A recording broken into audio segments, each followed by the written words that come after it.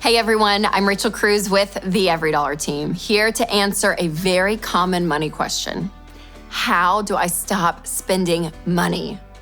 Okay, I know the heart behind this question. Right now, things might feel tight with your money, or you might have some big money goals and you want to figure out how to free up some cash in your budget to make those goals happen. Either way, you can do this.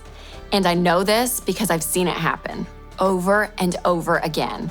And hey, I'm a natural spender myself, but these tips have helped me save money by spending less of it, and they can help you too.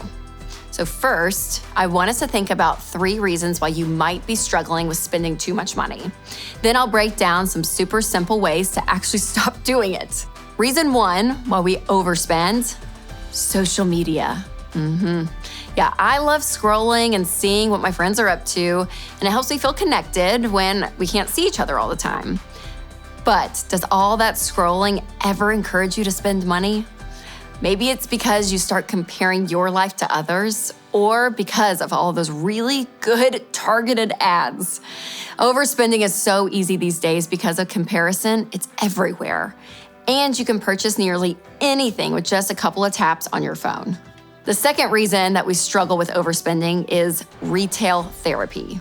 We have emotions, and sometimes we shop because of those emotions. It feels good in the moment, but then that feeling just doesn't last. This is a temporary distraction from the real problem. And if you start overspending because of retail therapy, then you're making another problem for yourself in the long run. The third reason that we can't stop spending is sometimes just the lack of intentionality. I know, that word gets used a lot, but it is so important when it comes to money. If you aren't being intentional with your money, planning where it will go and keeping track of every single dollar, you will have no idea what's happening with it. Okay, but don't panic.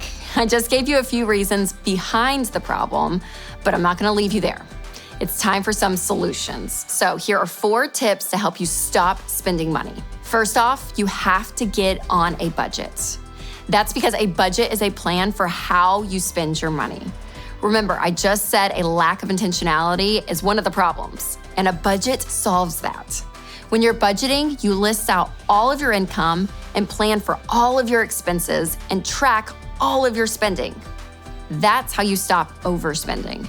After you've got your budget in place, the next tip is to resist the temptation of sales. This one hits home because I love a good deal. And of course, you should look for good deals on things that you're already shopping for. But I'm talking about the fact that you shouldn't buy something just because it's on sale. Shopping like that turns a good deal into a bad deal. If you don't need it, then don't buy it. Resist the sale. Just because it's a good deal does not mean it's a good deal for you. Next on our list of solutions is to swear off debt forever. Debt is good at 2 things: holding you back and encouraging you to spend money with interest. Yep, interest is why credit card companies and other debt companies want you spending money, because that's how they make money. And when you've got debt, you're spending this month's money on purchases from last month or even last year. That's part of the problem of why this month feels so tight. You cannot move forward like that. If you want to come back on spending, you've got to cut debt out of your life.